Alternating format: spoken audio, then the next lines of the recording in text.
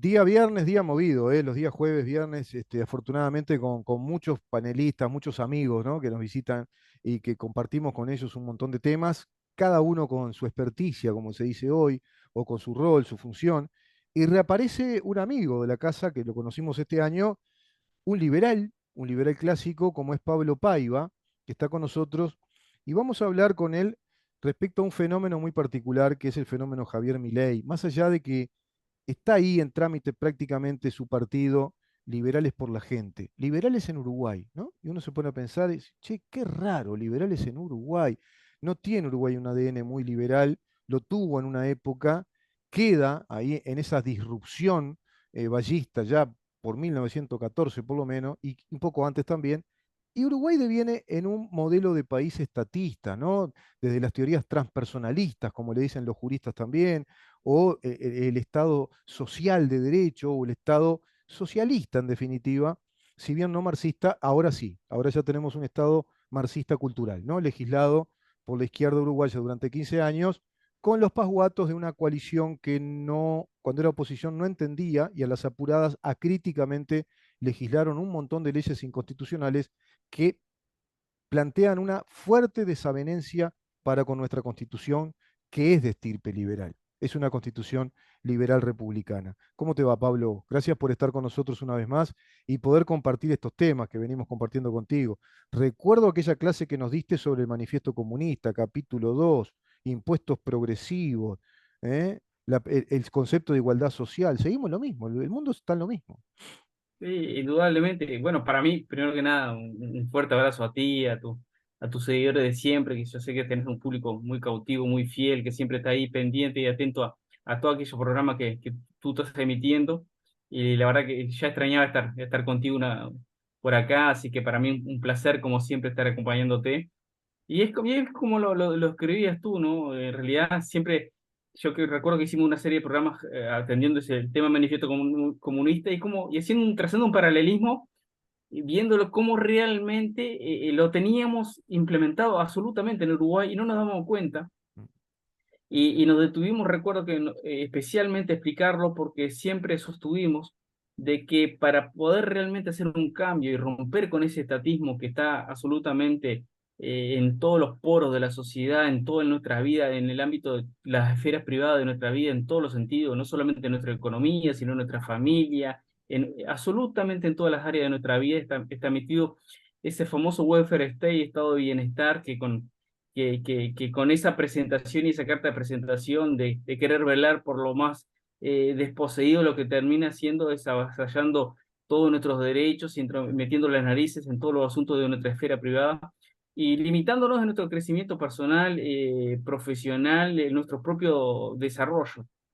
Claro, claro. Porque realmente, además, y explicamos claramente, me acuerdo en esa oportunidad, que justamente si no desandábamos el camino, era muy imposible Mm, realmente realizar un cambio. Porque lo que nosotros tenemos es una sobrelegislación en nuestro país, en el cual tenemos una catarata de leyes, en las cuales, para peor, como digo yo, son leyes malas.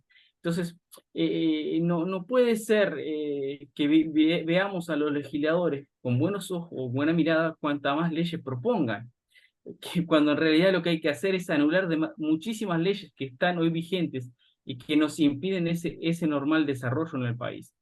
Porque la verdad que a veces tenemos esos discursos ya que vienen empaquetados, ¿verdad? sí, Que claro. con esa famosa de que el ascensor social es la educación, Mm, ¿no? mm, Entonces, hay cosas que nos meten de chico tantas veces que quedan como si fueran una verdad revelada.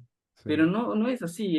Está más que comprobado y en absolutamente la inmensa mayoría de los países que han hecho esta transición de salir de un modelo estatista a un modelo de corte liberal, de capitalismo maduro, que realmente sean sociedades prósperas. Y en realidad está más que comprobado que el verdadero ascensor social es la economía, Mm, es la economía. Entonces, cuanto más libertad y desarrollo económico hay un país, en realidad ahí funciona el ascensor social. Por eso los emigrantes, cuando llegaron a este país y vieron en él oportunidades y pudieron desarrollarse, realmente no vinieron los más cultos. mm, Muchos vinieron con una o dos manos atrás, ¿verdad? Y disparando de una guerra, en muchos casos. Y en la panza de un Entonces, buque, como dice el tango que y, instrumenta y, Troilo. y ellos, Ah, esos que muchas veces están en la cultura popular a través de chistes y bromas, de los tanos, los gallegos, mm, ¿no? De ese tipo de broma, y sabemos que no eran los más cultos, pero vinieron con qué? Vinieron con ganas de emprender, encontraron un país en paz que en esa altura aún no teníamos ese estatismo metido hasta en los tuétanos, mm, en lo cual nos permitía realmente desarrollarnos. mm, Y eso fue lo que permitió que ascendieran socialmente, ¿verdad? Y terminamos con mi hijo el doctor, exacto, esa frase que hasta hoy conocemos. Entonces, exacto. ahí es un ejemplo claro que el ascensor social, ¿cuál es? Es la economía. No es porque hoy estamos todos ¿Y no corriendo a te hablar parece que son dos motores que se retroalimentan? Yo escuchaba el otro día a Bernie Venegas Lynch, el hijo de Venegas Lynch, planteando eso que vos planteás en una nota que le hace Feynman. Y él dice, cuando vos entras a desregular el Estado, que el Estado le sacás todas esas regulaciones administrativas que van ahorcando al emprendedor, a la empresa, la carga impositiva, Argentina, por ejemplo, tiene más de 490 impuestos. Es un disparate. eh, el cepo, es el Estado entrometido en todo, como vos decís, y ahogando el emprendimiento privado, avasallando derechos, ¿no?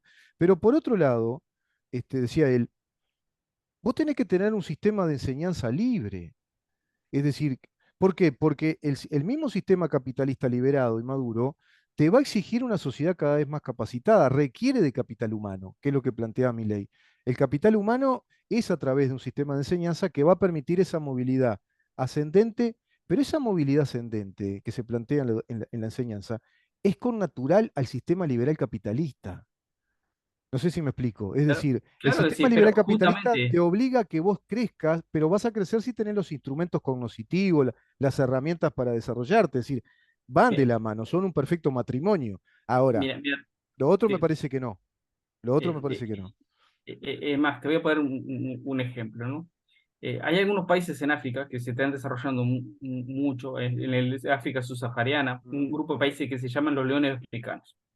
Están, se encuentra Ruanda, Botswana, es una serie de países. mm, Y en ellos muchas empresas que son europeas y algunas asiáticas incluso, que ya están bien instaladas ahí, porque obviamente se pueden desarrollar, porque son claro, países que apuntan a un mercado de capitales, o sea, un libre mercado, claro, con una muy baja, prácticamente nula carga impositiva a las empresas, por lo cual entonces los capitales, ¿a dónde se van a instalar? ¿Dónde más les rinda la plata?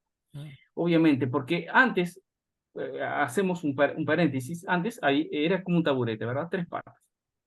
Los mercados y los precios se manejaban de la siguiente manera, Mm, ¿no? Tenemos el componente que es la materia prima, mm, que la materia prima está donde tiene que estar. Eso no hay vuelta. El segundo componente era la mano de obra. Por eso, durante muchísimos años, nosotros, por ejemplo, compramos los calzados que de marcas reconocidas norteamericanas y miramos la lengüeta del calzado y era Made in Taiwán, mm, Made in Vietnam. O sea, ¿por qué? Porque estaba aquello de que estaban desarrollándose en aquellos lugares donde la mano de obra era más barata. Y de verdad, durante mucho tiempo fue así. Pero el mundo, hay que darse cuenta que ya apuntó hacia otro lado. Y así como escuchamos hasta el cansancio de que nos hablan de la inteligencia artificial, con lo cual va a generar una revolución en cuanto a la mano de obra, y es verdad, en el cual va a haber una gran, un grado de tecnicismo tan importante en el cual realmente ese componente va a cambiar y modificar la realidad de la mano de obra, y es verdad, Va y a se viene, y ya sustituir está mucha instalado. mano de obra, ¿verdad? Humana. Va a sustituir. Entonces, ¿qué sucede? Si la mano de obra ya no va a ser determinante del lugar, eso es a lo que voy es, la materia prima está donde está, Mm, ¿verdad? Pero la mano de obra, entonces, generaba el componente de que la mano de obra barata era determinante para la instalación de determinadas empresas. mm, Pero ahora, ¿qué va a pasar? Si esa mano de obra no va a ser determinante porque hay otros componentes técnicos que están en el mercado a través de la inteligencia artificial, mm. ¿cuál es lo determinante hoy en día? el tercer, la tercer pata de ese taburete. La tercera pata de ese taburete es ni más ni menos que la carga impositiva. La carga tributaria de un país termina siendo determinante para la instalación de Claro. empresas que son transnacionales. Y por ese motivo es que muchísimas de esas empresas se encuentran hoy en África. Cierro paréntesis, mm, y a lo que iba era que esas empresas que hoy se encuentran en África, ¿qué están haciendo? Generando la educación que ellas necesitan para desarrollarse en esos países. claro, Entonces, muchísimas centros educativos de tenor netamente privado que mm, están sostenidos, solventados por detrás por esas mismas empresas mm, para capacitar a la gente de esos mismos lugares para que se desarrollen en aquellas áreas que esas empresas necesitan. mm, Entonces, nosotros no necesitamos de verdad un Estado que sea tan bueno con nosotros, que haga una educación del tipo centralizada, del tipo estalinista, en el mm, cual haya una planificación centralizada de nuestra vida mm, y también en la educación, y nos dijisten, bueno, ¿a dónde queremos? Ahora viene este gobierno, bueno, la mm, educación tiene que dirigirse hacia el lado, porque el mundo se dirige a este lado, entonces yo voy a digitar que la educación se dirige hacia el lado. Y como hemos dicho hasta el cansancio en muchas oportunidades, me pueden decir, Pablo, pero la educación en nuestro país, hay educación privada, pero en realidad nuestra educación, como bien hablamos en otras oportunidades, Rubén, sabemos que es del tipo nominativo. ¿Qué quiere mm, decir el tipo nominativo? O sea, tiene el nombre de privada, mm, pero en realidad de privada no tiene nada, porque lo que la gente no sabe, que la educación, por ejemplo, es de las pocas áreas que en este país no paga impuestos, mm, pero tiene un precio. Como dijo Milton Friedman, no hay almuerzo gratis. ah, ¿Qué quiere decir esto? Que para mantener esa exoneración fiscal, los centros educativos privados, mm, nominativos, mm, para eso deben mantenerse dentro de la currícula, dentro de los programas de estudio que le proporciona el Estado, que di- le digita el Estado. Entonces, claro, por mm, eso es que uno va, capaz que en Montevideo no pasa tanto, pero si Rubén, si tú vas a cualquier lugar del interior del país, vas a ver que el mismo docente que está en escuela pública, en la tarde está en el colegio privado. claro, ¿Y cuál claro, es la diferencia? Que en un lugar hace paro y en otro no. Que en un lugar se puede certificar 55 días y la moneda le siguen cayendo en el bolsillo y en el otro lugar tiene que laburar. Pero sí, en sí, definitiva, mm, no varía nada. Es el mismo docente, es la misma educación, lo único que puede generar y cambiar es el entorno. claro, Entonces, porque cuando hablamos del sistema educativo estamos hablando de, digamos, la obligatoriedad de los contenidos y los planes educativos. Y en ese sentido, cuando se plantea que la educación es estatal, es el Estado que te impone un modelo educativo para todos por igual, sean privados, sean públicos. Lo único que tiene de privado es que te cobran una cuota los padres que mandan a los nenes a la escuela o al liceo, pero los contenidos de estudio, todo lo curricular, contenido, incluso la formación docente, es todo lo mismo. A eso, ¿no? Te referí. Ahora, absolutamente. se plantea en un modelo liberal liberalizar eso. Es decir, que hayan institutos que den distintas ofertas educativas o de enseñanza, que la expresión más correcta es la enseñanza, porque la educación tiene un componente de dirigir, de conducir, que eso es más intrafamiliar. Enseñar, Sí, sí, ¿no? Es sí. mostrar las herramientas, es enseñar los conocimientos, mostrar. Y hay un principio que está siendo violado a su vez, que provoca un agravante en esto que vos decís en nuestro país y en estos países. Como está imperando una ideología globalizadora, que es ese progresismo woke o el marxismo cultural con la ideología LGBT, se introduce como en nuestro país como un contenido obligatorio en este gobierno. Hay un acto administrativo de la NEP a través del doctor Robert Silva que introdujo el contenido obligatorio de la educación sexual y ciudadana para preescolares, para todos los escolares y liceales, con un predominio absoluto, hegemónico y excluyente de la ideología de género por encima de cualquier otro tipo de vertiente en la educación de la sexualidad, vertiente científica, la medicina sexual, ¿verdad? La endocrinología, la genética. No, no. Está la ideología impuesta como el contenido excluyente. Eso viola la laicidad, por otro lado, y compele a todos los papás, mamás, abuelos a que sus hijos queden expuestos a la educación de una ideología. Uruguay está faltando incluso a sus principios constitucionales, más grave aún todavía. Pero entiendo lo que vos decís. Eso se plantea, por ejemplo, eso es lo que está planteando Milei en esta especie de revolución cultural política, con este resultado impensable, ¿no? Hace 2 años atrás. Sí, yo ¿Cómo creo ves el que, fenómeno Milei? Para resumir, bueno, ¿qué lectura le das? bueno, vamos a separar por partes rápidamente, pero para que sean cosas claras, ¿no? Primero, que nada, nosotros nos pone muy contentos por el sentido de que eh, él es, como él mismo propio se define, liberal libertario, ¿verdad? Nosotros somos liberales clásicos. Mm, Para que la gente entienda, es como, ser liberal es como si fuera un gran árbol, ¿verdad? Un ujú, árbol. Entonces, con diferentes ramas. Entonces, el liberal libertario, como se define Javier Milei, es más de las ideas de una persona que conocida como Rothbard, que si bien es de la Escuela Austríaca de Economía, es seguidor de Mises, que es el padre de esa escuela austríaca, pero más alineado a lo que se conoce como el anarcocapitalismo, o sea, un estado de tipo de estado mínimo, ¿tá? ¿Verdad? Liberal, pero con un mínimo componente estatal. ¿Tá? Eso es anarcocapitalismo y también un componente dentro de la rama libertaria, que es la parte de los minarquistas, o sea que un Estado en su mínima expresión. el minarquismo que le Entonces, dicen, sí. Mm, el minarquismo. Por eso durante muchísimo tiempo vimos que llegó con un discurso Javier Milei en el cual era no solamente anticasta, sino que hablaba que prácticamente que él era enemigo del Estado, porque así ujú. se sentían ellos, enemigo del Estado.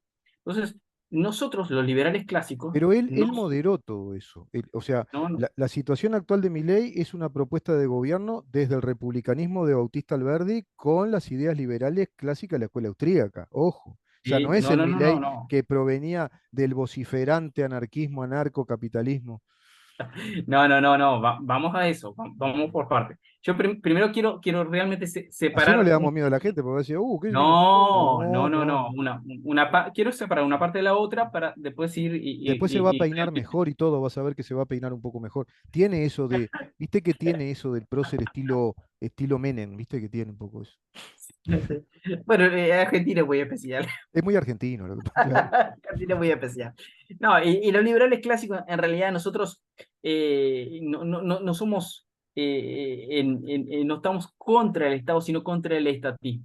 Esa es la gran Claro, diferencia que tiene el liberalismo clásico con el minarquismo, con todo lo que significa el sí, libertario. sí. Liberal clásico es lo que defiende es un gobierno limitado, los pilares del liberalismo clásico es un Ujú. gobierno limitado, apertura del mercado y el restricto respeto a la propiedad privada. Claro, Ese es concibe el lo que se liberalismo llama los clásico. fines primarios del Estado y el principio de igualdad ante la ley, cobijando las libertades individuales, ¿no? Entonces, esa es la gran diferencia, un gobierno limitado en recursos y poderes y, lo que estamos en contra es del estatismo. Esa es la gran Eso diferencia. propuso Milei y viste que en el discurso de presidente electo dijo, vamos a comprometernos con el Estado mínimo, pero muy eficiente y que cumpla rajatabla con todos los compromisos que tiene que cumplir. Es decir, está diciendo, no, no, yo vengo con responsabilidad de estatista, ¿no? Concibo al Estado como el instrumento viable, válido, pero el Estado mínimo que cumpla con los fines primarios que concibe el liberalismo clásico, en definitiva, y remite a Entonces, a la República de Juan Bautista Alberdi. Se ve que un montón de juristas lo agarraron y dijeron, vení para acá, Milei, vení, vamos a hablar un poquito. Y sí, creo que sí. fue madurando en ese aspecto, ¿no? Mm, Sí, indudablemente. Yo creo que, pero más allá de, era importante marcar la diferencia mm, para entenderse qué es una cosa y qué es otra, ¿verdad? claro, está perfecto. Pero más allá de eso, Mirá obviamente que que nosotros. Rothbard, yo lo leía, Pablo, estaba medio loco Rothbard también. Yo he leído, Rothbard decía que quería hacer alianzas con los progresistas socialistas, Pablo del socialismo humanista. Rothbard va para todos lados, era anarquista. O sea, Rothbard le servía todo a Rothbard, ¿viste? Claro, además se tuvieron que desmarcar, porque ¿qué pasó ahí cuando se dio, te acordás, aquella convención libertaria? Porque la palabra liberalismo, claro, viste que los comunistas son así, ¿qué hace el comunismo? Se apropia las cosas. Porque el comunista te roba, así como cuando gobierna te Sí, confisca, te roba la propiedad privada, te dice que es sí, bueno, le sí. saca la plata al otro, y después dice, viste que yo te doy plata, le da al inútil que no hace nada, después lo deja condenado a que sea un mendigo del Estado. Pero se robaron la expresión liberal. En Estados Unidos decir liberal o liberalismo es sinónimo de Claro, marxista o neomarxista o eh, progresista. claro, de ahí viene un poco, Lo de libertario. Claro. diste en el clavo, ahí viene un poco la confusión, porque en realidad lo que es liberalismo, el Partido Demócrata en cierta medida se apropió, Sí. lo surdolapizó. Zurdopatizaron, claro. Claro, claro. Esa misma es la palabra. Entonces, Ujú, claro, de ahí es que vimos la expresión liberty, mm, que hoy, por ejemplo, el gran referente en los Estados Unidos y es cercano a nosotros, los liberales clásicos, que es el es congresista Ron Paul. mm. Su hijo hoy es actual congresista por Kentucky, Ron Paul, de nombre. Nosotros, los liberales clásicos, nunca hemos charlado al respecto, pero nosotros, de cierta forma, el Liberales por la Gente, con nosotros como referente, formamos parte de un foro internacional que se llama Foro Liberal de América Latina. En ese foro yo soy la cara visible de Uruguay, por cierto, y bueno, tenemos contactos muy cercanos, tanto con Ron Paul en los Estados Unidos, Mm. y al igual que, por ejemplo, con el doctor Václav Klaus, quien fuera presidente y primer ministro en República Checa, y con él hemos aprendido mucho de lo que significa la transitología, que es justamente pasar de ese modelo estatista a realmente un modelo de liberalismo maduro, de capitalismo de mercado. Y atravesar Y lo que bueno, se Guillermo, llaman las generaciones de cambio, ¿verdad? Un cambio de primera generación, segunda generación. Ujú.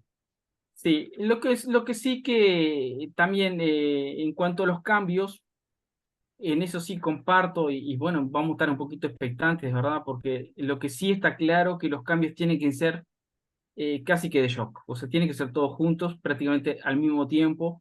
El gradualismo no funciona, eso por lo pronto, eso, la verdad que me alegré cuando escuché eso en su discurso de Javier Milei, que en ese creo que se tomó un poco de distancia de la mala experiencia que le pasó a Macri, ¿verdad? ¿Viste cuando él Trató de aplicar dice, el no, no, gradualismo no funciona. no, él lo dijo, ¿no? Y viste que dijo, no es tiempo de tibiezas, no es tiempo de medias tintas, no es tiempo de gradualismos, ¿no?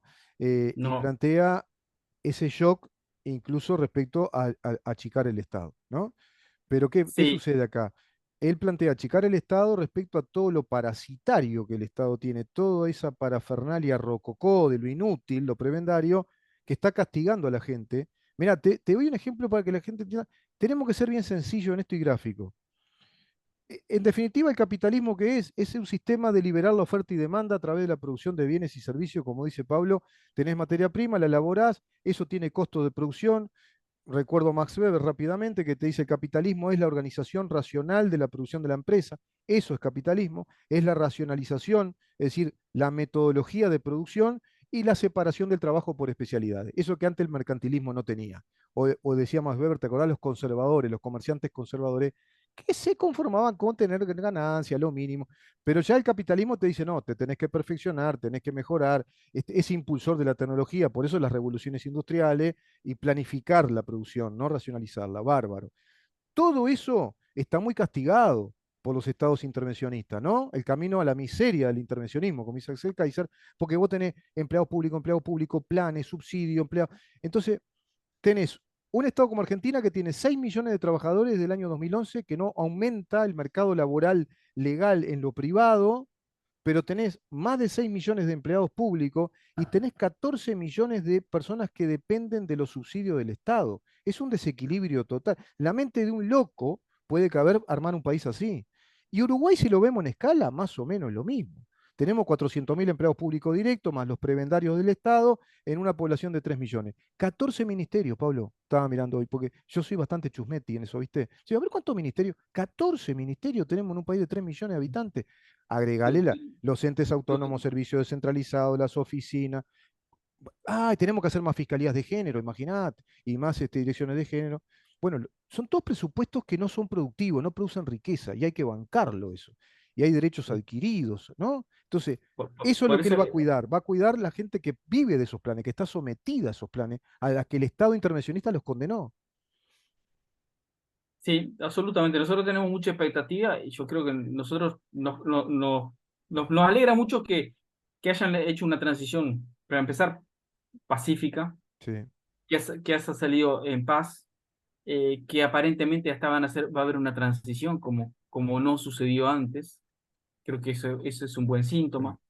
Por otro lado, creo que lo que más nos alegra es que realmente han puesto en el debate público ideas que antes nadie ni siquiera se animaba a sí, discutirlas, porque lo teníamos como una verdad revelada, esto siempre ha sido así, esto es sí, así, sí. porque es como ha pasado en Uruguay y lo Y hemos temas hablado en otra tabú, por otro oportunidad. lado, Pablo, verdades reveladas y temas tabú que los instaló Milei, los instaló en los debates, ¿no? Ese punto que decís es muy importante. Vamos a seguir Eh, en otra charla contigo. Ese punto es clave.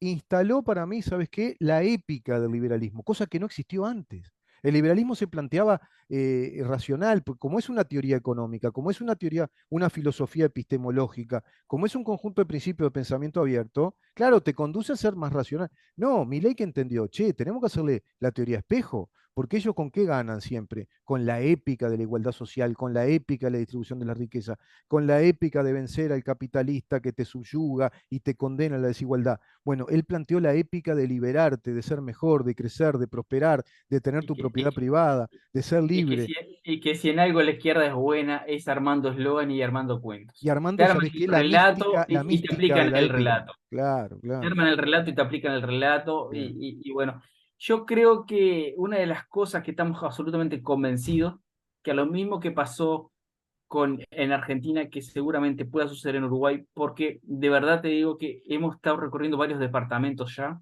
Mm, en varios medios de comunicación en el interior del país, en Maldonado, Paysandú, Salto, y la verdad que una de las gratas sorpresas que nos estamos teniendo es que mucha gente era liberal y no sabía. bien. O sea, la gente era liberal. ¿Por qué? ¿Por qué? Porque la gente normal y común y corriente, ¿quién es el liberal? El que se levanta por la mañana a Claro, emprender el laburo, ponerle el sí, hombro a las balas, o sí, a ir para adelante, a no sí, esperar que le caigan todo de arriba. exacto, Bueno, mi amigo, usted siempre fue liberal y no lo sabía. exacto. Entonces, pero no sabían que hay algo diferente, que puede Mm, haber algo realmente sí, diferente. sí. Y no, usted no puede cosechar zapallos y siempre plata boniata.